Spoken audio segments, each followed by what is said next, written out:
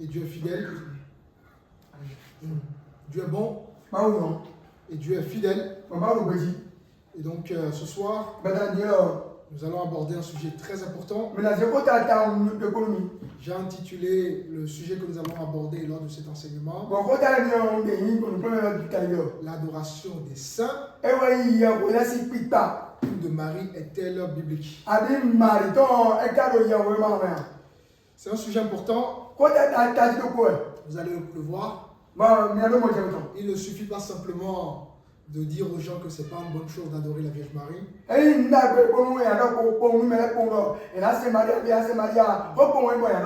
Mais il faut aussi qu'on puisse l'enseigner pour que chacun puisse avoir de la matière pour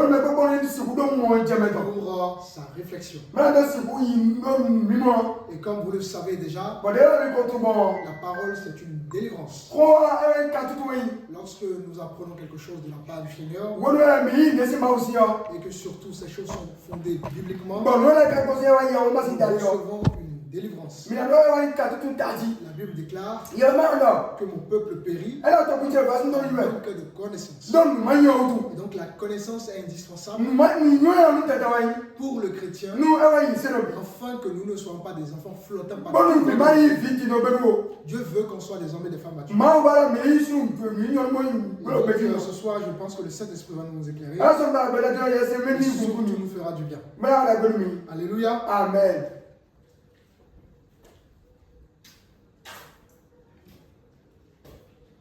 Bonsoir, pasteur. Bonsoir. Allez bien. Alors, nous savons que dans plusieurs traditions religieuses, l'adoration ou la vénération de Marie, mais de Jésus, pris, n'est-ce pas, dans nos églises, beaucoup d'importance. Et ce soir, le but du sujet que nous allons aborder, c'est pour savoir connaître si effectivement, est-ce que Dieu nous appelle à adorer la Vierge Marie.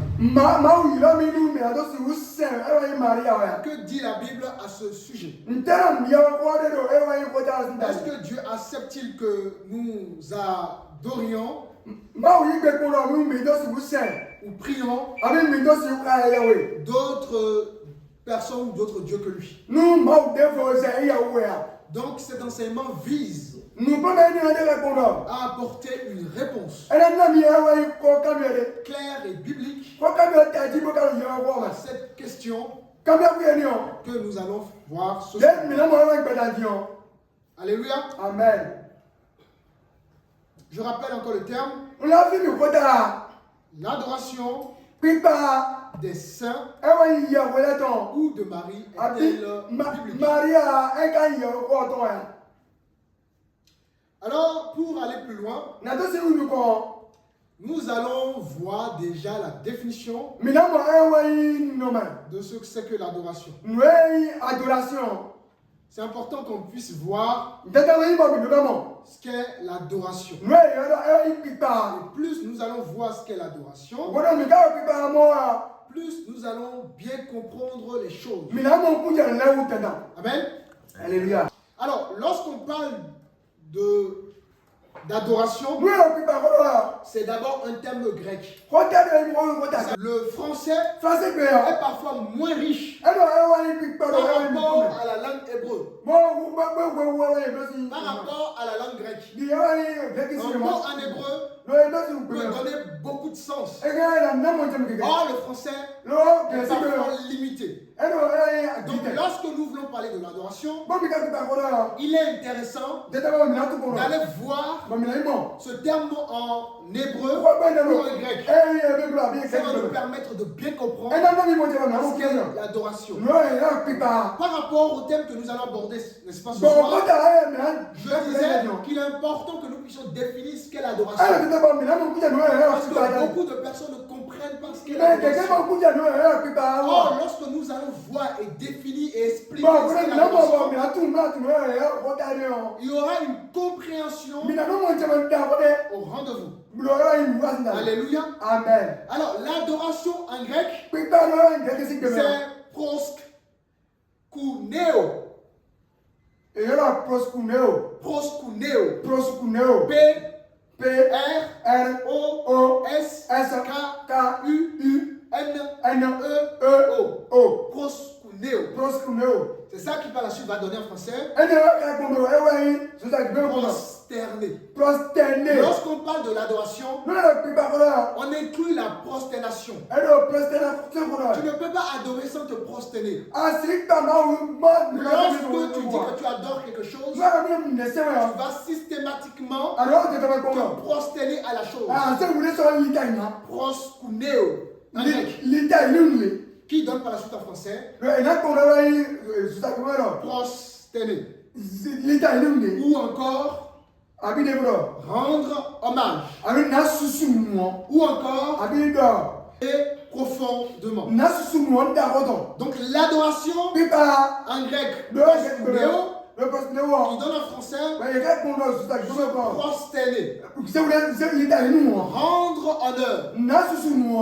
Révérer profondément. Donc lorsqu'on adore quelque chose, on peut honorer la chose. On peut vénérer la chose. Est-ce que déjà par rapport à la définition de l'adoration, ça va? Oui, c'est bon. Amen. Donc comprenez que lorsque vous parlez de l'adoration, il est inclus le fait de se prosterner, le fait de rendre hommage, le fait de révérer profondément quelque chose. Voyez-vous? Donc ces trois compréhensions de l'adoration vont nous servir pour bien comprendre notre attitude vis-à-vis de l'adoration, vis-à-vis de l'enseignement de ce soir, qui est intitulé l'adoration des saints ou de Marie est-elle biblique? Donc, l'adoration, vous aurez compris, c'est se prosterner, c'est rendre hommage, ou encore révérer. Ça va? L'adoration, selon la Bible, implique une soumission totale à Dieu. Tu ne peux pas adorer quelque chose sans te soumettre à la chose. Donc quand tu parles de l'adoration selon la vision biblique, selon la définition biblique, n'est-ce pas? Tu te soumets totalement à la chose. Soit tu vas te soumettre à la chose de façon spirituelle. Voyez-vous? Ou soit tu vas donc adorer la chose de façon physique. J'aimerais que nous puissions prendre Romains chapitre 12. Si quelqu'un peut me lire le verset 1. Je vous exhorte donc, frères, par la compassion de Dieu, à offrir vos corps comme un sacrifice vivant, saint, agréable à Dieu, ce qui sera de votre part un culte raisonnable. Amen. Donc ici, quand on parle d'adorer Dieu, nous comprenons qu'on s'offre à Dieu spirituellement. Notre vie est une offrande à Dieu. Et en offrant notre vie à Dieu, nous adorons Dieu. Alléluia. Amen. C'est ça l'adoration. Lorsque tu t'offres à Dieu dans ton comportement, dans ta façon de penser, dans tes réflexions, tu es en train, n'est-ce pas, d'adorer Dieu. Donc adorer Dieu implique une offrande spirituelle. Est-ce que ça va? Nous sommes dans Jean chapitre 4.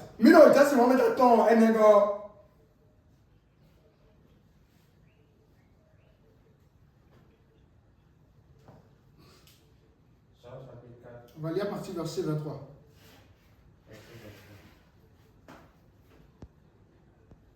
Mais l'heure vient, et elle est déjà venue, où les vrais adorateurs adoreront le Père en esprit et en vérité. Alléluia. Amen. Donc, notre relation avec Dieu, c'est une relation spirituelle. Nous ne voyons pas Dieu physiquement. Nous ne touchons pas Dieu physiquement, mais nous touchons Dieu par la foi. La foi explique des choses invisibles. La foi n'est pas liée au sens. La foi n'est pas liée à la vue. La foi n'est pas liée au toucher. La foi, c'est quelque chose de surnaturel. C'est quelque chose de spirituel. Et la Bible dit, mais l'heure vient et elle est déjà venue où les vrais adorateurs adoreront le Père en esprit et en vérité. Dans l'ancienne alliance, le peuple de Dieu se déplaçait d'un endroit A à un endroit B. Le peuple de Dieu allait dans un temple pour aller à la rencontre de Dieu dans un temple. Il fallait toute une logistique. Parce que vraiment il y avait une grande population qui se déplaçait de toutes les villes, des villages, pour se rendre à un lieu, notamment à Jérusalem, pour adorer le Dieu dans un temple. Parce que Dieu se manifestait dans un lieu précis. Mais les choses ont changé. Aujourd'hui, l'église n'est plus les bâtiments. L'église, c'est vous et moi. La Bible déclare que notre corps est le temple de Dieu. Et donc, quiconque accepte le Seigneur comme Seigneur et Sauveur reçoit le Saint-Esprit en lui. Voilà pourquoi la Bible déclare que l'heure vient et elle est déjà venue où les vrais adorateurs adoreront le Père en esprit et en vérité. Donc, l'adoration, c'est une vie spirituelle. C'est une relation surnaturelle. Donc quand on parle de l'adoration, selon la définition que nous avons vue, nous avons vu que cela implique le fait de se prosterner, le fait de rendre hommage, le fait de révérer profondément quelque chose, ce qui implique une offrande spirituelle. Et bien évidemment, cette offrande spirituelle, c'est notre vie. Quand tu ne mens plus, tu es en train de t'offrir à Dieu. Quand tu ne manipules plus les gens, tu es en train d'offrir une offrande à Dieu. En d'autres termes, tu es en train d'adorer Dieu. Quand tu respectes les aînés, quand tu apprécies les humains, quand tu aimes ton prochain comme toi-même, parce que la Bible déclare, tu aimeras Dieu de tout ton cœur, de ton âme, de ta force. Et le deuxième commandement qui suit ce premier commandement, c'est que tu aimeras ton prochain comme toi-même. Lorsque tu aimes ton prochain comme toi-même, lorsque tu aimes ton voisin comme toi-même, tu es en train d'offrir à Dieu une adoration. Parce que l'adoration, c'est une offrande spirituelle. Alléluia. Amen. Gloire à Dieu. Alléluia. Donc, il faut que vous compreniez ce qu'est l'adoration. Parce que quand vous allez comprendre ce qu'est l'adoration, vous allez mieux comprendre le comportement vis-à-vis de certaines choses. Et en particulier vis-à-vis du sujet que nous voulons aborder ce soir. Le fait d'adorer Marie. Maintenant, nous allons lire le verset 24 de Jean chapitre 4. Verset 24. Dieu est esprit, et il faut que ceux qui l'adorent en esprit et en vérité. Alléluia. Amen. Donc le mot adoration se retrouve encore dans ce verset. On nous dit que Dieu est esprit. En d'autres termes, Dieu n'est pas comme les humains. Dieu est esprit. Et donc, pour avoir une relation avec ce Dieu qui est esprit, il faut que ceux qui l'adorent, en d'autres termes, il faut que ceux qui s'offrent spirituellement, il faut que ceux qui se prosternent, il faut que ceux qui rendent hommage à Dieu, il faut que ceux qui venaient profondément Dieu le fassent, n'est-ce pas, de façon spirituelle. Alléluia. Amen. Voilà la vraie adoration et le sens de l'adoration. La Bible est absolument claire quant au fait que nous devons adorer Dieu. Et Dieu seul. Je dis bien, La Bible Yahweh. est absolument claire quant au fait que nous devons adorer uniquement Dieu. Il est le seul qui mérite notre adoration. Selon Jean chapitre 4, le verset 24, on dit Dieu est esprit. Il faut que ceux qui l'adorent, l'adorent en esprit en vérité. Donc, le seul Dieu qu'on doit adorer en esprit en vérité, c'est le Dieu Yahvé. Ou encore avec notre nation Yahweh, El Shaddai, Adonai, Jéhovah. C'est lui que nous devons adorer. L'unique Dieu qui mérite l'adoration. Aucun homme ne mérite l'adoration. Aucun objet ne mérite l'adoration. Rien dans ce monde ne mérite l'adoration. Aussi joli que les objets puissent paraître, aussi belle que les hommes, les femmes peuvent paraître, aussi beau que les hommes peuvent paraître, rien de toutes ces choses ne mérite l'adoration. Le seul qui mérite l'adoration des humains, le seul qui mérite l'adoration de la création, le seul qui mérite l'adoration, n'est-ce pas, de toute la créature, c'est notre Dieu, les amis. Alléluia. Amen. Nous avons appris deux versets. On a pris tout à l'heure, Romains 12, qui nous parle de notre vie comme offrande. Nous avons pris Jean chapitre 4, qui nous parle de l'adoration en esprit en vérité. Ces deux versets suffisent largement pour que chacun puisse comprendre que le seul qui mérite l'adoration, c'est Dieu. Il est le seul à qui l'on doit se mettre. Il est le seul à qui l'on doit être humble. Il est le seul qui mérite la louange, l'adoration. Il est le seul qui mérite l'élévation. Il est le seul qui mérite d'être glorifié. L'homme ne doit pas glorifier l'être humain, ni les objets. Mais le seul qui mérite, n'est-ce pas, l'élévation et la gloire, c'est notre Dieu.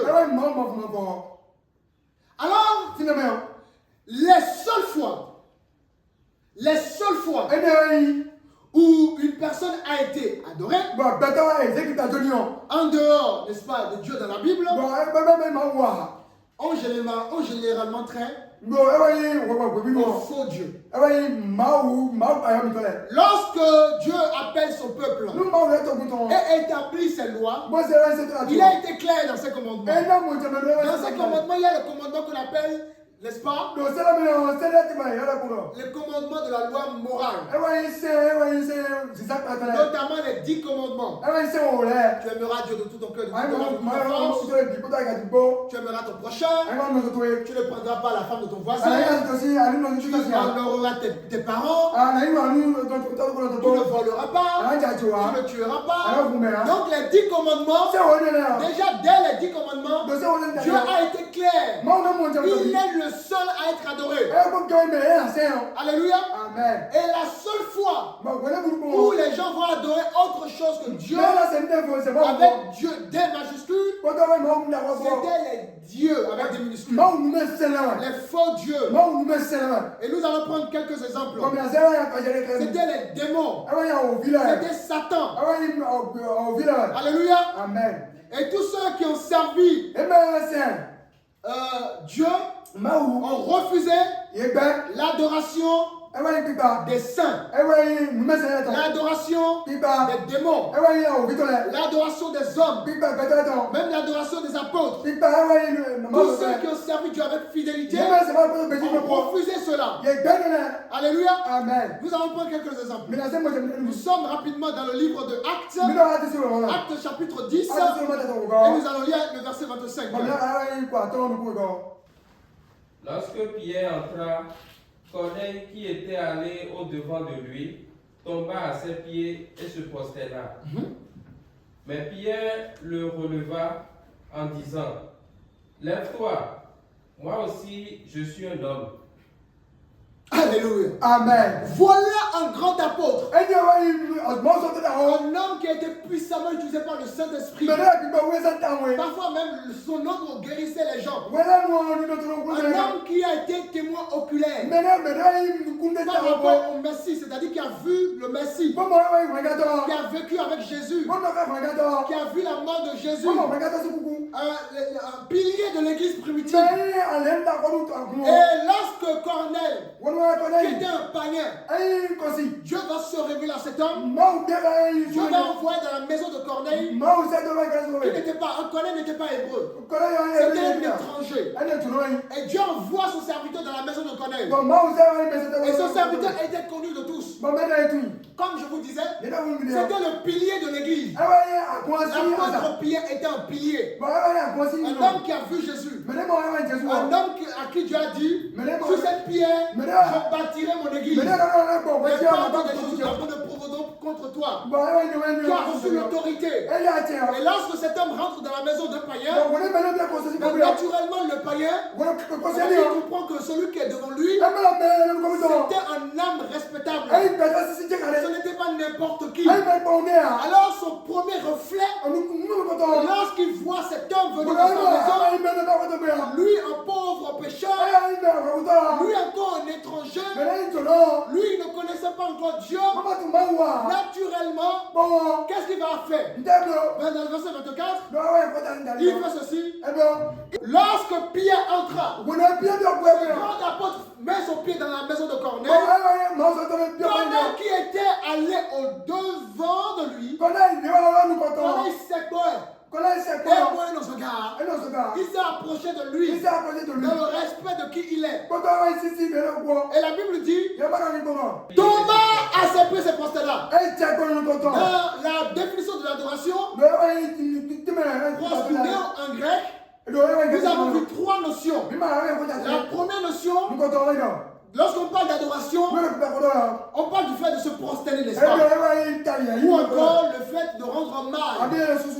Ou encore le fait de vénérer, n'est-ce pas? Et donc cet homme voit l'apôtre Pierre et il se prosterne. Il se prosterne devant cet homme, pensant que c'est un Dieu.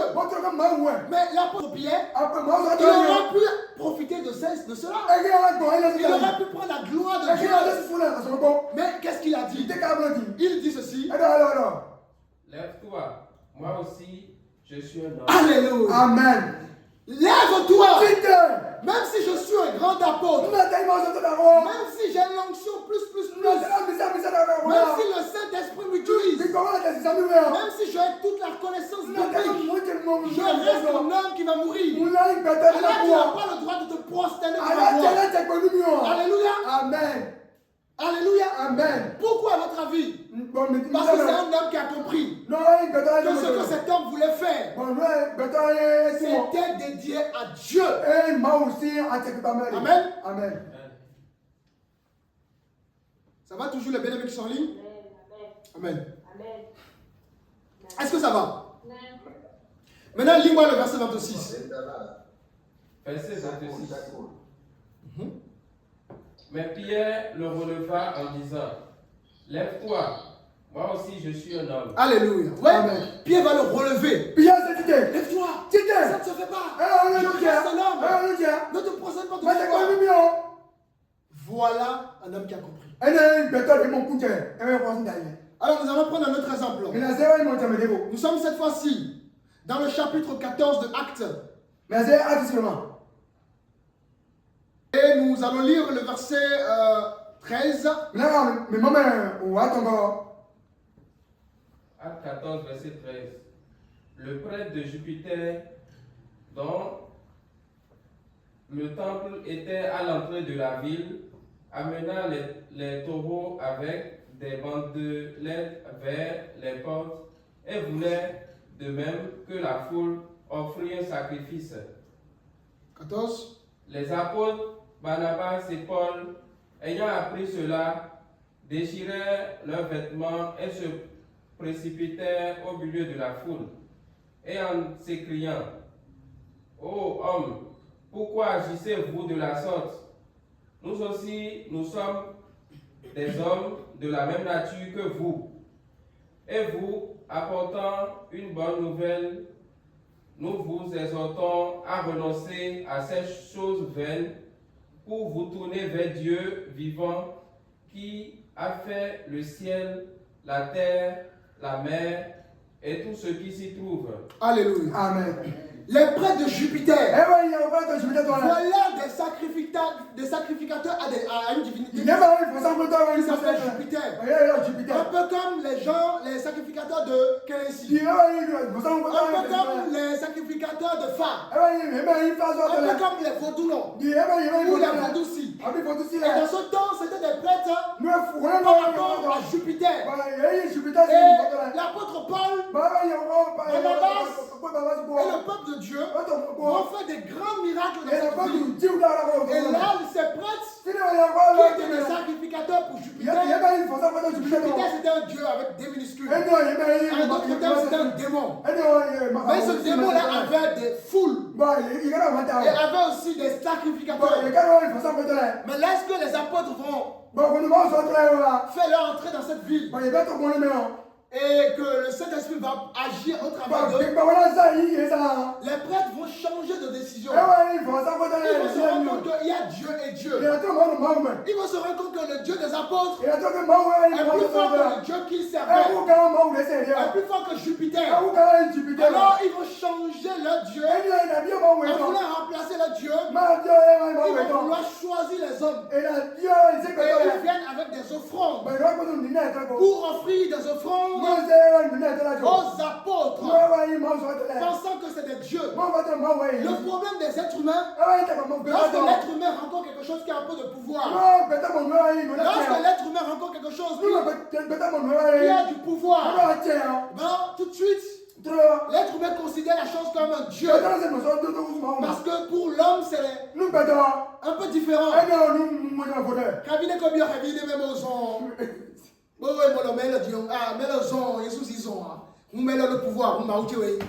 Vous comprenez? Quand il y a du pouvoir qui dépasse l'être humain donne tout de suite la considération en prenant la chose comme un dieu. Mais qui est mort et ressuscité? Est-ce que Satan est mort et ressuscité? Est-ce que Bouddha est mort et ressuscité? Est-ce que Jupiter est mort et ressuscité? Est-ce que vos divinités sont mortes et ressuscitées? Le seul Dieu qui a vécu la mort, c'est Jésus. Alors pourquoi voudrions-nous prendre ces choses comme des dieux? Alors les apôtres ont refusé. Et ils diront, on va relire. Le verset 14. Ô homme, pourquoi agissez-vous de la sorte? Nous aussi, nous sommes des hommes de la même nature que vous. Et vous apportant une bonne nouvelle, nous vous exhortons à renoncer à ces choses vaines pour vous tourner vers Dieu, le Dieu vivant qui a fait le ciel, la terre, la mer et tout ce qui s'y trouve. Alléluia. Amen. La précision des apôtres était de taille. Mais nous sommes des hommes comme vous. Mais pourquoi autant de bêtises? Vous devez adorer le Dieu de la créature, le Dieu qui a créé les cieux, qui a créé la terre, qui a créé toutes choses. C'est pas parce qu'au travers de nous, le Saint-Esprit a agi qu'il faut nous considérer comme des dieux. Donc les apôtres ont refusé l'adoration. Alléluia. Amen. Nous allons prendre encore. Voici. Nous allons prendre Apocalypse chapitre 19. Et vous allez voir que même les anges ont refusé. Apocalypse chapitre 19. Ouais. On va lire. Il y a quelqu'un qui a activé sur quelque chose ici. C'est bon. 19, le verset 10. Verset 10. Apocalypse chapitre 19, verset 10. Et je tombais à ses pieds pour l'adorer. Mais il me dit, garde-toi de le faire. Je suis ton compagnon de service et celui de tes frères qui ont le témoignage de Jésus. Adore Dieu, car le témoignage de Jésus est l'esprit de la prophétie. C'est ça. Alléluia. Amen. Voilà l'apôtre Jean, n'est-ce pas, qui Dieu va lui révéler des choses.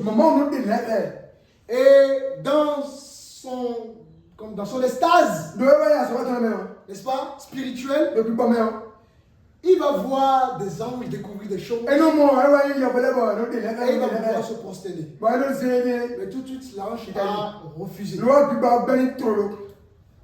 Nous allons lire également le verset, le chapitre 22. De Apocalypse toujours. Verset 9. Mais il me dit, garde-toi de le faire.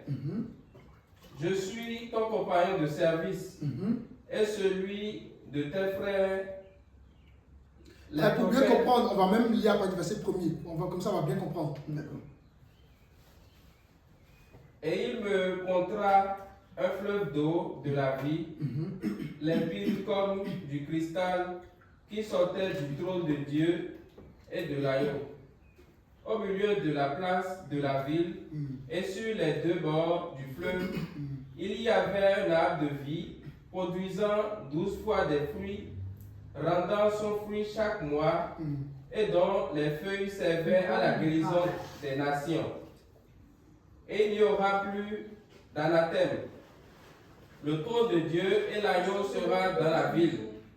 Ses serviteurs le serviront et verront sa face, et son nom sera sur leur front. Et il n'y aura plus de nuit, et il n'y aura besoin ni de lampe, ni de lumière, parce que le Seigneur Dieu les éclairera. Et ils régneront au siècle des siècles. Et il me dit, verset 6, ces paroles sont certaines et véritables. Et le Seigneur, le Dieu des esprits, des prophètes, a envoyé son ange pour montrer à ses serviteurs les choses qui doivent arriver bientôt. Et voici, je viens bientôt.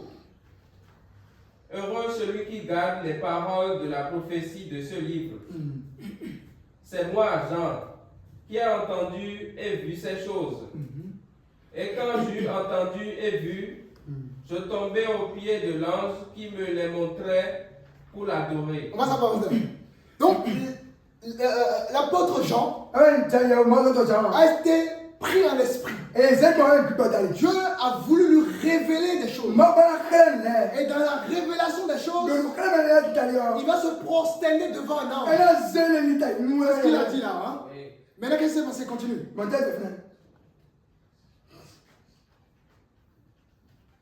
Et il me dit, ces paroles sont certaines et véritables. Et le Seigneur, le Dieu des esprits, des prophètes, a envoyé son ange pour montrer à ses serviteurs les choses qui doivent arriver. Et voici, je viens bientôt. Heureux celui qui garde ces paroles de la prophétie de ce livre. Et moi, Jean, qui ai entendu et vu ces choses. Et quand j'eus entendu et vu, je tombais aux pieds de l'ange qui me les montrait pour l'adorer. Mais il me dit, garde-toi de le faire. Je suis ton compagnon de service et celui de tes frères, les prophètes. Alléluia. Amen. Voilà un ange. Le but d'un ange, c'est un envoyé de Dieu. Et l'ange refuse. Et dit à cet homme, je suis ton compagnon. En d'autres termes, nous avons la même mission. Garde-toi de te prosterner devant moi. Donc c'est toujours la même réponse. La réponse est toujours la même. Alléluia. Amen. Adore Dieu. Les apôtres l'ont dit. Les anges également l'ont dit. Adore Dieu. Pourquoi? Parce qu'on n'adore pas ni les hommes, ni les anges, ni aucune créature. La seule qui mérite notre adoration, ou le seul qui mérite notre adoration, c'est notre Dieu. Amen. Amen. Est-ce que jusque-là vous comprenez? Adore Dieu.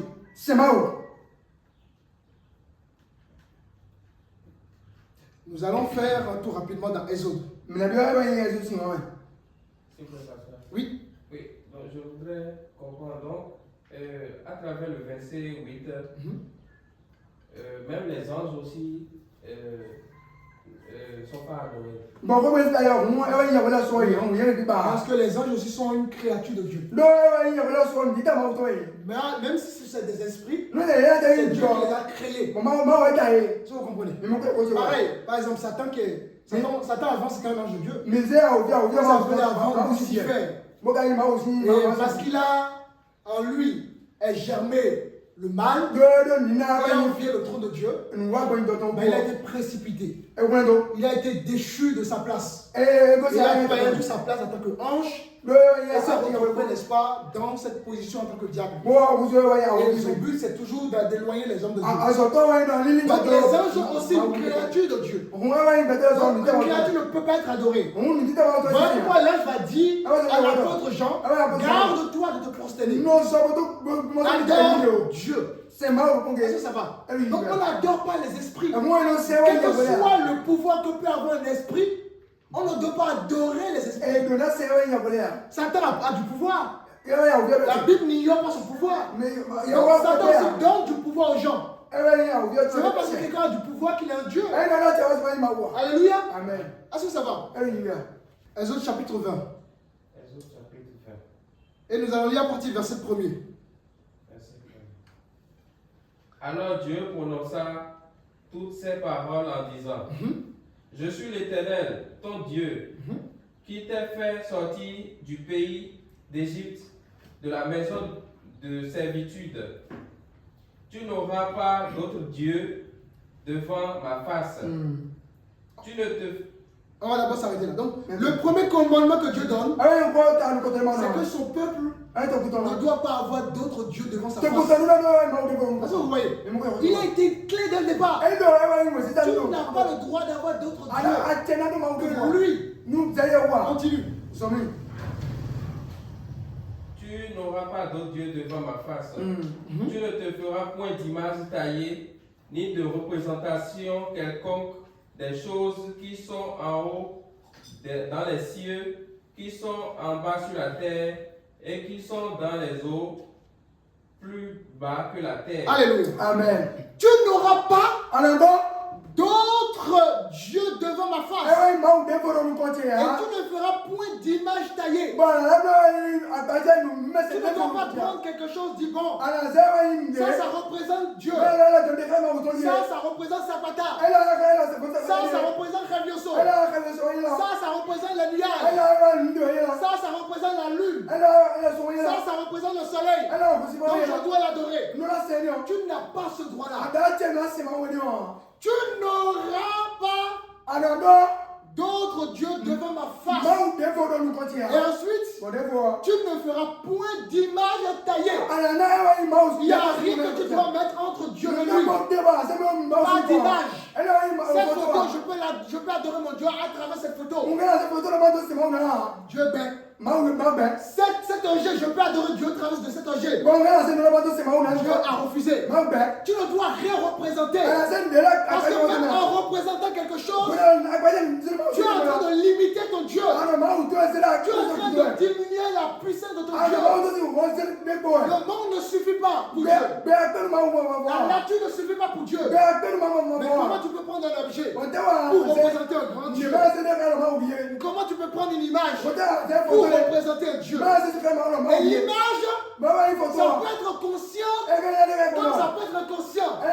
Tu peux adorer Dieu au travers de l'image dans la tête. Quelle est l'image que tu as de Dieu? Quel est ton regard vis-à-vis de Dieu? Lorsque tu adores la Vierge Marie, par exemple, c'est une statue, mes amis. Alléluia. Amen. C'est une statue. Amen.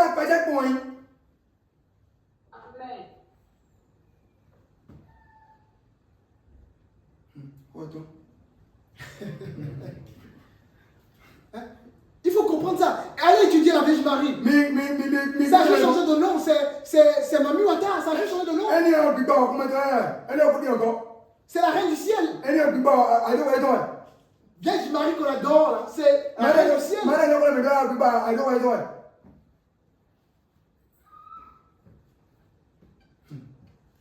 Alléluia. Amen. Amen. C'est important. Il ne s'agit pas ici d'être contre Marie. Mais là, je suis en train de vous dispenser un enseignement. Soit vous voulez comprendre et vous voulez être affranchi, soit vous voulez être dans vos systèmes et ne pas être libéré. Ah, la Bible dit mon peuple périt. Pourquoi le peuple de Dieu périt? Par manque de connaissance.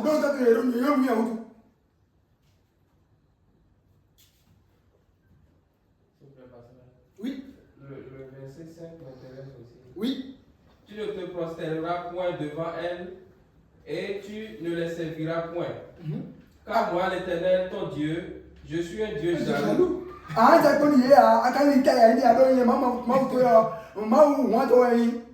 Dieu a été strict. Tu ne te prosterneras point devant Dieu. Les amis, on peut lire ça encore et encore s'entêter. Soit vous voulez adorer Dieu, soit vous voulez adorer Dieu selon vous.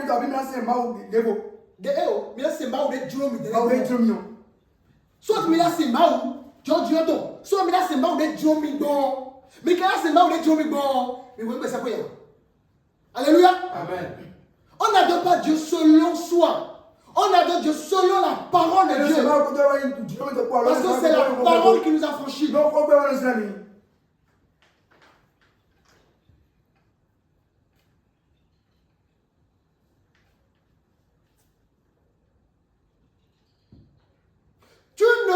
Je prends le verset 4.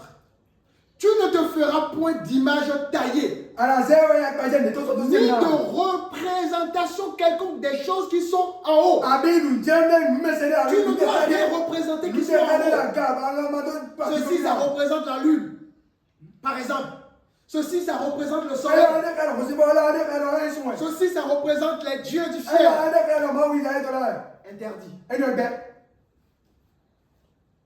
Ni de représentation quelconque des choses qui sont en haut, dans les cieux, qui sont en bas, sur la terre, et qui sont dans les eaux, plus bas que la terre. Quand vous lisez ça, est-ce que vous allez encore adorer Mami Wata? Parce que Mami Wata, c'est la sirène des eaux. Alléluia. Amen. C'est pas parce que Mami Wata a du pouvoir qu'il faut l'adorer. Mami Wata, c'est aussi une créature. Si vous voulez être fier du Bénin, portez des tenues traditionnelles. Là, vous êtes fier du Bénin. Il y a des valeurs que nous avons. Tout n'est pas à rejeter. Il n'y a pas de problème. La dot qui se fait sans exagération, c'est une bonne chose. Quand tu vois une femme, tu veux la monter. C'est bien, il n'y a pas de problème. Ça, ce sont des choses qu'il faut valoriser. Un dot de nous nominons bleu, il a bien à ce que il a bien demandé moi, mais dot de nous valeur. Et on peut garder ça, il n'y a pas de problème. Ou bien notre façon de les Africains aiment danser. C'est bien de danser. Dieu a fait les choses ainsi. Le respect que les Africains ont, le respect des aînés, le respect des uns des autres, c'est des valeurs qu'on peut garder.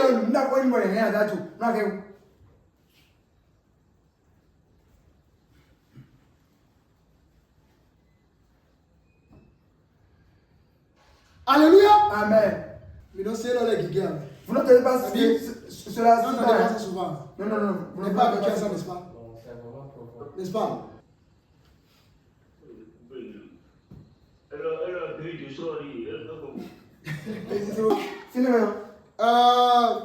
Vous aurez compris, l'adoration, elle est à Dieu seul.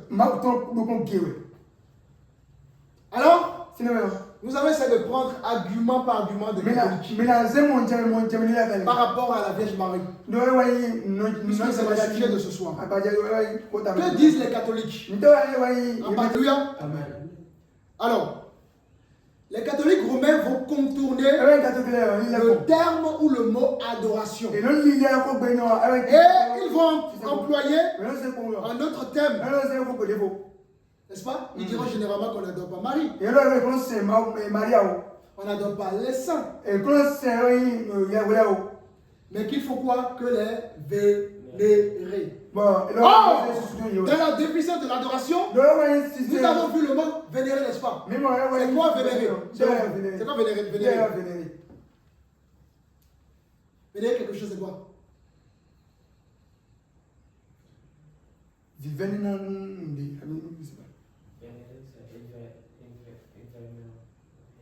Même les bien-aimés en ligne peuvent apporter une réponse à ça. C'est quoi vénérer? Vénérer, la vénération. Mais vénérer, c'est comme adorer. Vénérer, c'est comme adorer. Hein? Adorer. Vénérer, exactement. C'est comme adorer. C'est une conciliation profonde. Vous comprenez? C'est qui mérite la conciliation profonde? Ce n'est pas Dieu. Quand même si en fait, c'est juste des jeux de mots. Prenez un dictionnaire, vous mettez vénérer. Quelqu'un a un dictionnaire là? Tapez vénérer dans la boîte dictionnaire et lisez-moi ce que ça donne. Vous allez voir. Quelqu'un a un dictionnaire?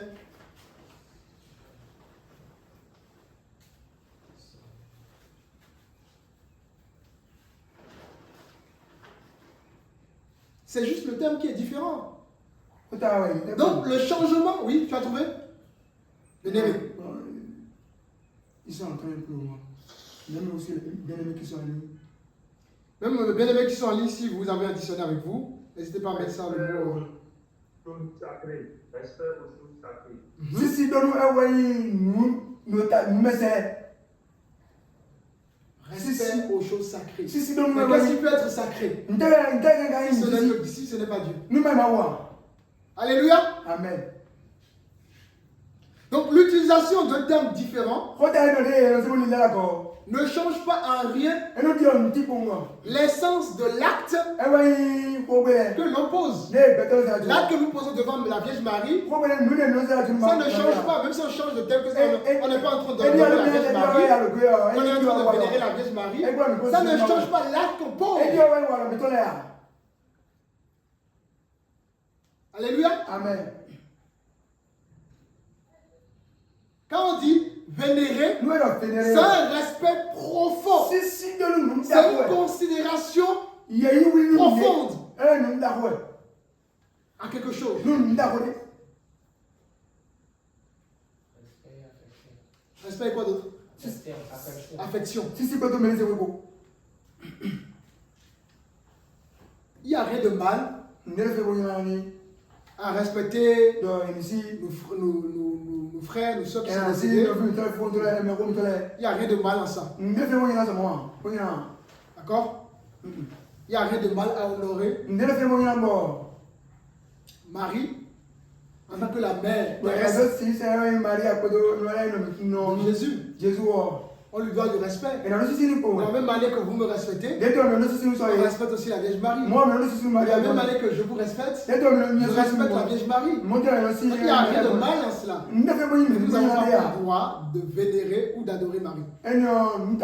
Parce que la Bible décrit Marie comme ayant reçu une faveur immense.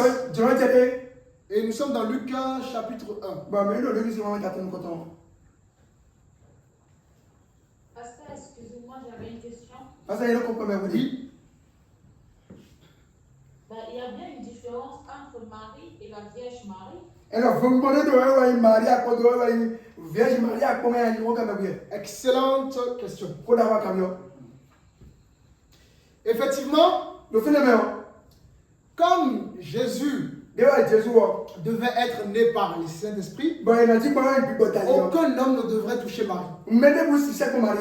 Donc entre le temps Marie et Joseph était en fiançailles, Joseph n'avait pas le droit de la toucher. Et effectivement, la Bible nous dit, Marie est tombée enceinte par la puissance du Saint-Esprit. Donc avant Jésus et pendant la grossesse, elle était vierge. Alléluia. Mais après Jésus, est-ce que Marie a eu d'autres enfants? Qui sait si Marie a eu d'autres enfants?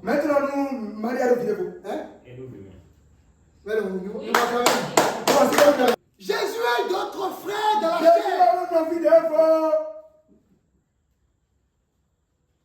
Les Polonais s'ennuient. Vierge. Vous savez, la virginité chez les Hébreux, c'est une valeur. Avant, pour épouser une femme, la femme devrait être vierge. Absolument. Donc pour toutes les femmes de l'époque, le signe de la virginité était important. Et lorsque l'homme prend la femme comme pour l'épouser, il devrait montrer que la femme était vierge. C'est pour ça qu'à l'époque, lorsqu'un homme marie une femme, n'est-ce pas, et là c'est, elle est mais il y a effectivement, sans violeur ou vierge. C'est comme ça se passait dans le temps. L'homme devrait, n'est-ce pas, avoir une intimité avec sa femme dans la maison de son père. Et ensuite, on devait prouver que cette femme était vierge. Donc, c'était pas seul Marie n'était pas la seule femme qui était vierge à l'époque. Pratiquement 90% des Hébreux, les femmes des Hébreux étaient vierges. Donc, ce n'était pas nouveau pour eux. C'était normal. Alléluia. Amen.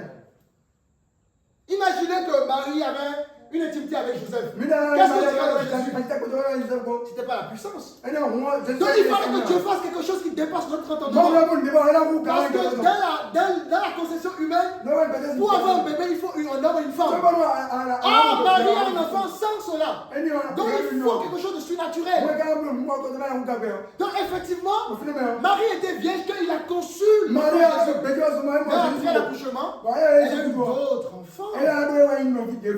Donc, on devrait même plus dire Vierge Marie. Marie tout court. Alléluia. Amen. C'est compris? Amen, amen, amen. Attends. Nous sommes dans Luc chapitre 1.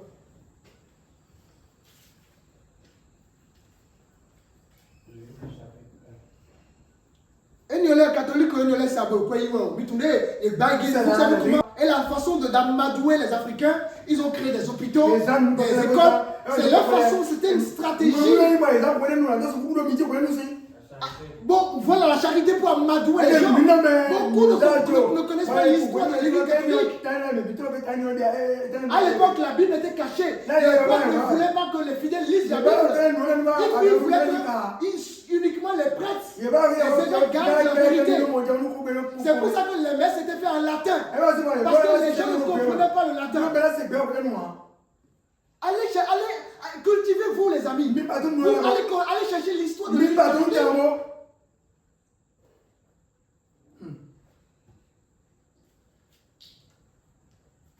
Vous savez comment les basiliques ont été construites? Sous des mensonges. On disait aux riches de donner de l'argent pour qu'ils préparent leur paradis. Et les riches donnaient de l'argent effectivement pour préparer leur salut. Allez vous renseigner comment effectivement les édifices sont tellement jolis à voir. Mais derrière, vous savez comment ça a été fait?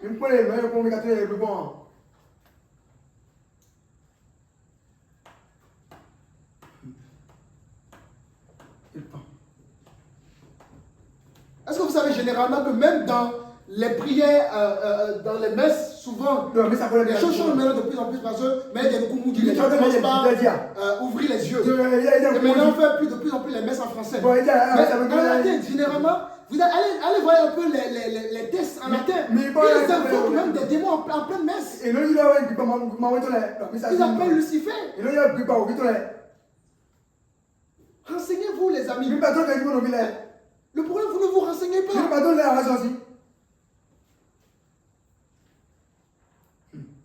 Moi, c'est un milieu que je connais. J'ai ma communion, ma confirmation là-bas. J'ai voulu être prêtre là-bas. J'avais une vocation, je ne savais pas. J'ai commencé l'école. Parce que je sentais que j'avais un appel là-dessus. C'est un système que je connais. J'ai écrit un livre sur l'église catholique. Allez savoir son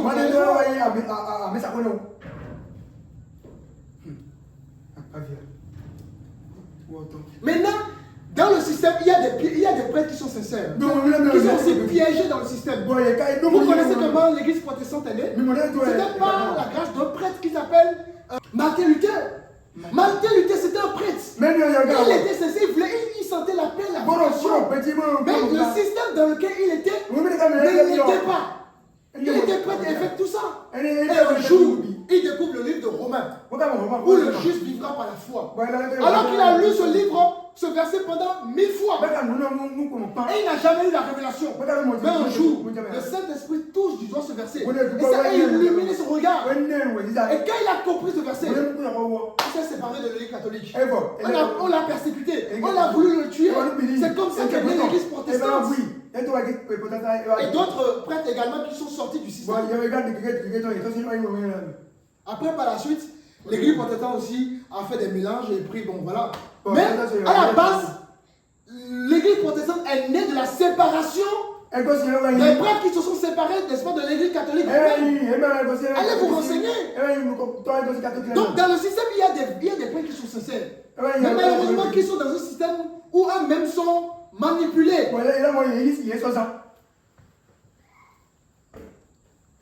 Martin Luther. Allez vous renseigner sur Martin Luther. C'est ça.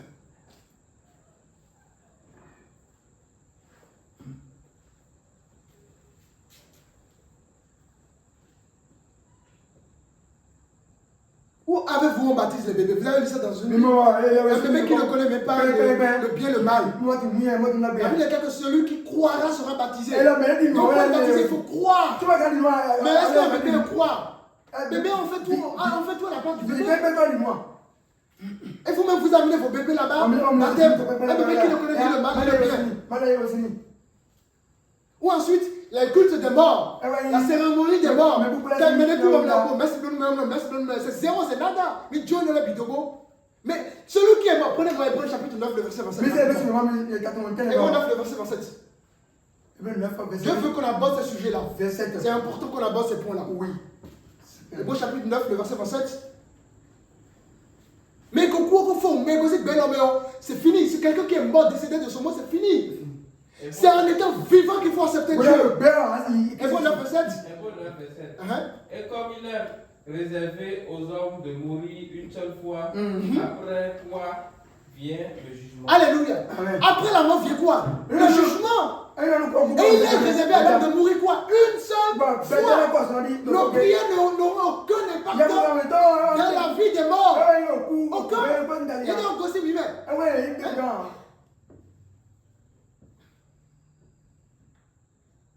Vous connaissez l'histoire de Lazare, du riche et du pauvre? Le pauvre était décédé, le riche était décédé. Le pauvre s'est retrouvé dans le sein d'Abraham. Le riche s'est trouvé dans le séjour des morts. Qu'est-ce qui s'est passé?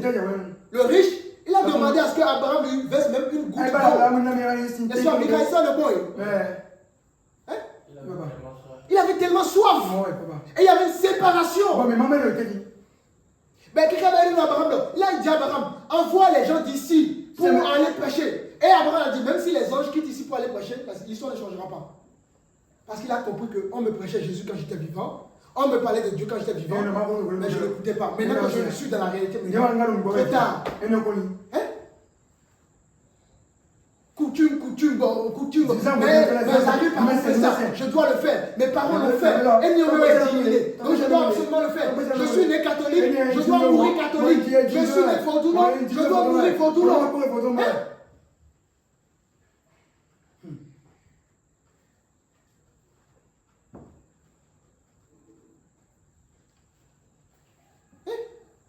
Les amis, renseignez-vous, cultivez-vous. Lire un livre, c'est une libération. Et il y a de la culture. Et le problème de l'Africain n'aime pas lire. Ça, le problème. On va lire à sa place.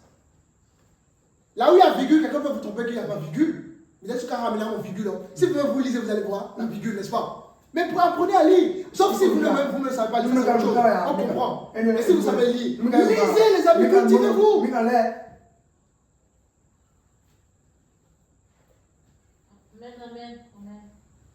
Vous savez comment les Blancs comment dirais-je? Vous savez de quelle manière les Blancs ont colonisé les Africains? Pas la connaissance. Le cerveau du blanc, c'est de créer un avion. Or, le cerveau du noir, c'est de tuer son voisin.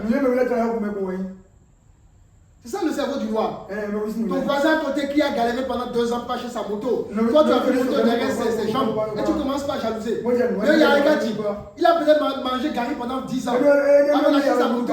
Mais toi, tu le vois en moto. Son but, c'est de le tuer. C'est ça le cerveau de l'Africain. La jalousie. Vous voyez un avion qui a des tonnes, qui va en l'air, ça c'est le cerveau du blanc. C'est pour ça que les blancs nous ont colonisés.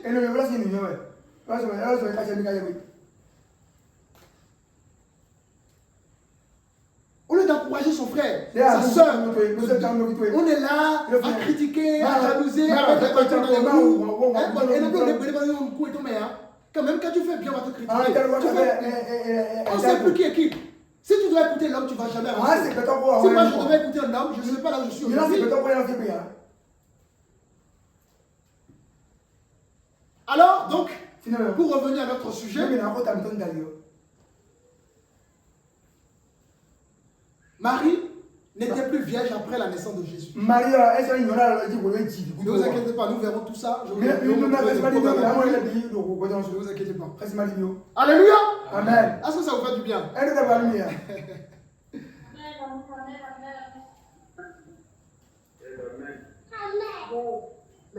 Maintenant, nous sommes, je vous disais de prendre Luc chapitre 1. Le verset 28.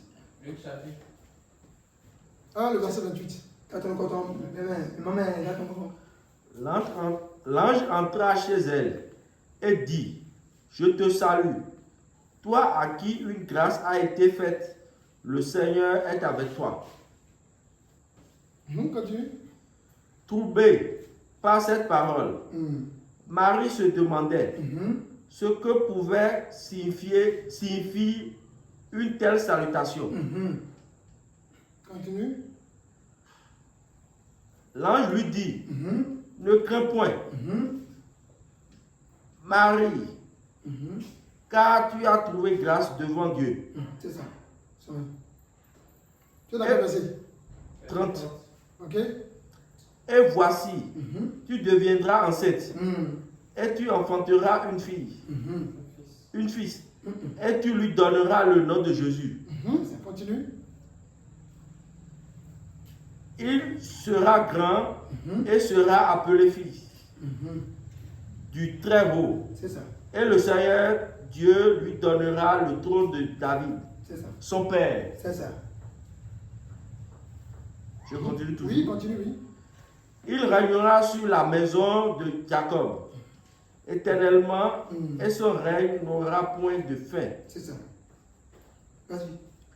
Marie dit l'ange, comment cela se fera-t-il puisque je ne connais point d'homme? L'ange lui répondit, le Saint-Esprit viendra sur toi et la puissance du Très-Haut te couvrira de son ombre. C'est pourquoi le Saint-Enfant qui naîtra de toi sera appelé fils de Dieu. Voici Élisabeth, ta parente, a conçu elle aussi un fils en sa vieillesse.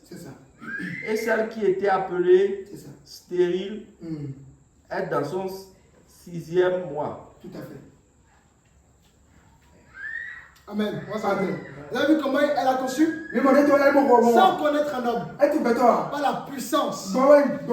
Dieu l'a choisi parmi des femmes. Elle était vierge parmi des filles qui étaient vierges. Elle n'était pas vierge, elle n'était pas la seule à être vierge. La fragilité chez les Hébreux, c'était capital. C'était normal.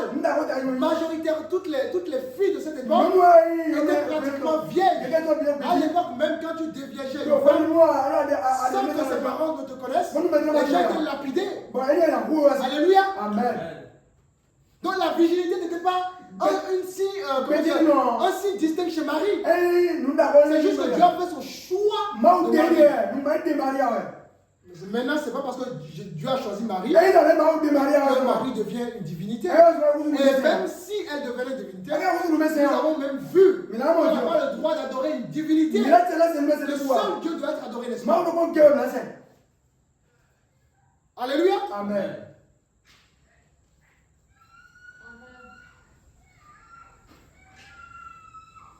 Parce que généralement les catholiques disent ils adorent une créature merveilleuse.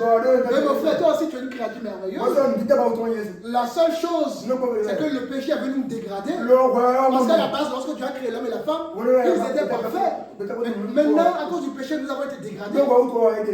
Vous pouvez comprendre comment une femme peut garder un bébé dans le ventre pendant 9 mois. Ça, c'est des merveilles de Dieu. C'est des mystères de Dieu. Alléluia. Amen.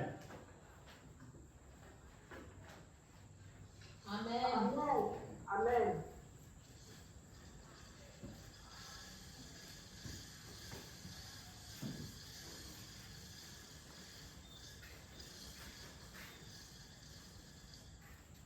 Donc, l'acte que posent les catholiques vis-à-vis de Marie, ils font de l'éloge. Ils adorent, ils mettent Marie comme intermédiaire. Or, Jésus-Christ est notre seul intermédiaire. Alors, j'aimerais vous poser une question. Est-ce que Marie est montée au ciel? Ou bien elle est morte comme tout le monde? C'est une question que je vous pose. Est-ce qu'elle est morte comme tout le monde ou bien elle est partie au ciel? Oui. Bon, les catholiques disent que Marie est montée au ciel. Parce que Marie a été. Mais je ne suis pas convaincu parce que je n'ai pas lu le verset. Qu'est-ce que tu dis? Je ne suis pas convaincu parce que je n'ai pas lu le verset. Marie, elle est morte comme tout le monde. Elle est morte comme Marie n'est pas partie au ciel comme Jésus. Le seul qui est retourné avec son corps au ciel, c'était Jésus. Marie, elle est morte comme tout le monde. Marie aussi avait besoin du salut comme vous et moi. Et nous avons fait tout ça. Hein? C'est parce que les gens ne lisent pas. On leur ment, on leur dit des choses. Et on a mis en place des chapelets. Au lieu d'adorer le Dieu, on abandonne le Dieu pour les intermédiaires. Alors, à quel moment tu as vu dans ta Bible de prier à la Vierge Marie pour qu'elle intercède pour toi au ciel?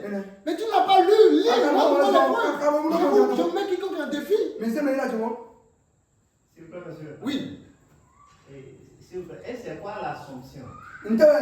Donc, c'est ce qu'on appelle ici l'Assomption de Jésus. L'Ascension de Jésus, c'est la montée au ciel, corps et âme et esprit de Jésus. Ça va? Mais là, c'est différent de l'Assomption que l'Église catholique a inventé en disant que Marie est allée au ciel comme Jésus, corps, âme et esprit. Alors, à la fin de sa vie, alors que Marie n'a jamais monté au ciel avec son corps, avec son âme, avec son esprit. Donc l'Assomption n'existe pas. La seule chose qui existe, c'est l'Assomption. Et seul Jésus est monté au ciel. Vous avez vu la différence? Ça va? Tout ça pour donner une place importante à Marie. Donc ne confondons pas l'Assomption et l'Assomption. La procession L-A-S-C-E-N-S-I-O-N. Ça, c'est l'Assomption de Jésus. Or, l'Assomption, c'est A-2-S-O-M-T-P-T-I-O-N. Vous comprenez? La montée de Marie. Marie n'a jamais été montée au ciel pendant la fin de sa vie. Jamais. Est-ce que je vais répondre à la question? Oui.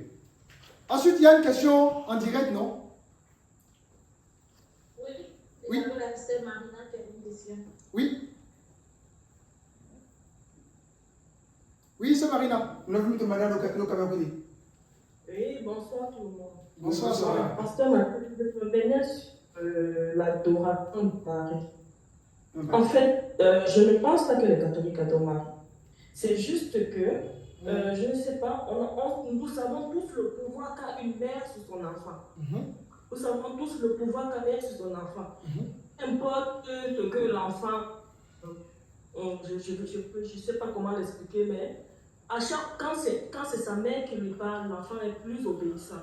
C'est d'où on a souvent tendance, moi on m'a appris quand je faisais la catéchèse que... D'accord.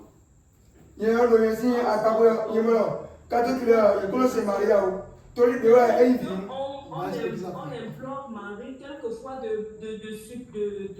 d'intervenir pour nous auprès de Jésus et de tout, sachant pour le temps qu'une mère peut avoir avoir, ou alors le pouvoir qu'une mère peut avoir sur son enfant. Okay. Même chez nous en Afrique, on dit tes bénédictions viennent de ta mère, tout ceci vient de ta mère. Si quelqu'un veut te faire jeter à terre facilement, il peut passer par ta mère, ainsi de suite. Bon, moi, je me dis que c'est là où plusieurs personnes ont mal interprété le fait que les catholiques adorent Marie, les catholiques prient pour Marie, les catholiques idolâtrent Marie. Mais non, nous, on lui donne juste le respect. En tant qu'homme, vous aimeriez qu'on respecte. Mais ce n'est pas possible que on ne peut pas dire qu'on aime l'enfant, on prie pour l'enfant, on idolâtre l'enfant, on prie sans donner ce petit respect à sa mère. C'est juste ce petit respect-là qu'on donne à sa mère pour lui dire merci de nous avoir donné notre créateur, Donc c'est juste un signe de remerciement. On remercie Marie parce qu'elle nous a donné notre Seigneur Jésus-Christ, parce que le Seigneur aurait pu choisir quiconque, n'importe qui, plusieurs filles étaient vierges dans le village, mais c'est Marie que le Seigneur a choisi. Donc c'est la raison pour laquelle on dit souvent merci à Marie de nous avoir donné le Seigneur Jésus-Christ. Merci parce qu'elle a mis au monde le Seigneur Jésus-Christ. Merci et tout et tout. Je vois bien aussi que chez nous aussi, prière où on remercie Dieu le Père. Je pense que je crois au Dieu le Père puissant, créateur du ciel et de la terre, ainsi de suite. Bon, tout ça, c'est là. Mais on remercie aussi Dieu, mais on ne fait jamais allusion au fait qu'il existe aussi une prière pour remercier Dieu le Père. Mais on se fixe toujours sur le fait qu'on remercie la mère, on idolâtre la mère. C'est donc moi je ne comprends pas. D'accord. C'est un peu ça mon égarement en fait. Ok, avant d'aller plus loin, je vais te poser. Oui. Ok, avant de répondre à ta question, je vais te poser une question. Ok, donc dans le remerciement par rapport à la Vierge Marie, comme c'est la mère de Jésus, donc ça exige qu'on fléchisse nos deux genoux devant la statue de Marie. Tu es d'accord que ces actes sont bien pratiques? Là, peut-être, moi, peut-être cet acte-là, moi, je ne comprends pas. Ok, mais il y a aussi une prière dédiée à Marie. Donc, toujours dans le respect, on a une prière par rapport à elle. Oui, c'est pareil pour Dieu. C'est pareil pour Dieu, où on dit aussi Dieu, je crois en Dieu le Père Tout-Puissant. Pourquoi on croit en Dieu le Père Tout-Puissant et on ne croit pas? Et on ne donne aussi ce petit respect à Marie. Ok, donc maintenant.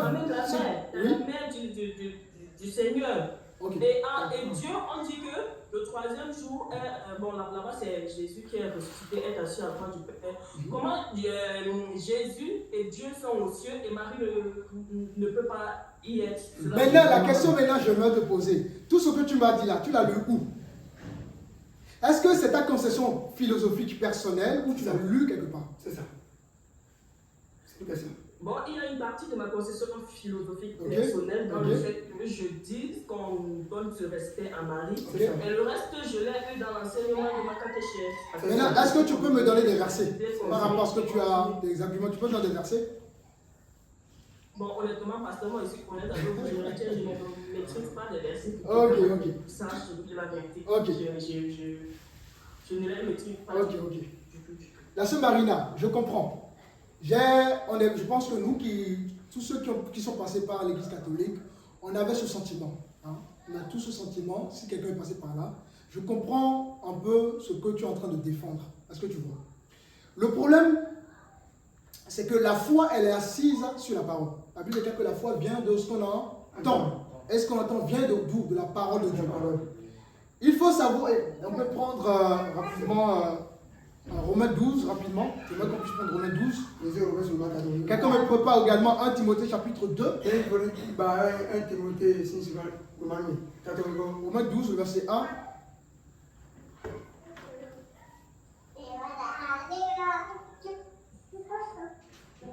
Le micro. Romains 12, verset 1er.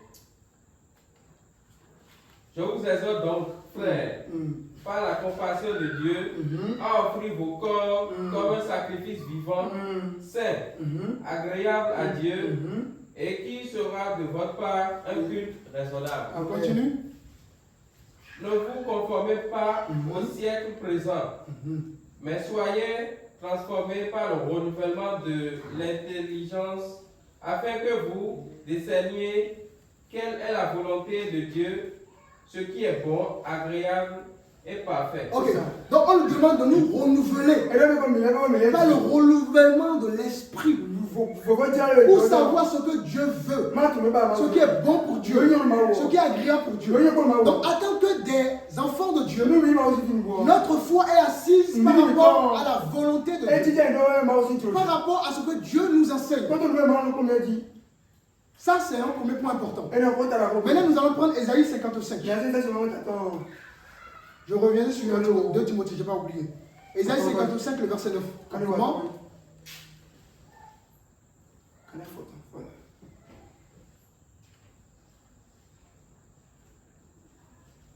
Ésaïe 55, le verset 9.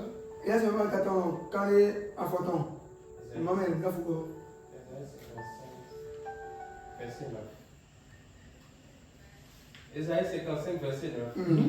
Autant les cieux sont élevés au-dessus de la terre, autant mes voix sont élevées au-dessus de vos voix. Tout à fait. Et mes pensées au-dessus de vos pensées. Tout à fait. Comme la pluie et la neige descendent des cieux, et ils n'y retournent pas sans avoir arrosé, fécondé la terre et fait germer les plantes, sans avoir donné de la semence au semeur et du pain à celui qui mange. Ainsi, c'est bon, on peut s'arrêter là. Donc ici on nous dit que les pensées de Dieu sont au-dessus de nos pensées. Donc aucune conception humaine ne peut être comparable à la conception de Dieu. Nous, en tant qu'être humain, nous avons une façon de penser qui est différente de la façon de penser de Dieu. Voilà pourquoi quand nous venons en Christ, il est important que nous puissions nous habituer à un nouveau logiciel. C'est-à-dire la pensée de Dieu. Et en tant que chrétien, notre but est de nous allier aux pensées de Dieu. Dans notre conception en tant qu'être humain, il est important de donner de l'importance à la maman. Ça, c'est notre conception humaine. À aucun moment, la Bible nous dit cela. Justement. Est-ce que tu suis, Marina? À aucun moment, la Bible nous exhorte à considérer Marie jusqu'à avoir des prières dédiées à elle par rapport à la considération, parce qu'on estime que elle est la maman, elle a reçu le pouvoir, etc., etc. Ça, c'est notre conception humaine. Est-ce que tu suis? Oui. Ok. Maintenant, on va prendre 2 Timothée rapidement.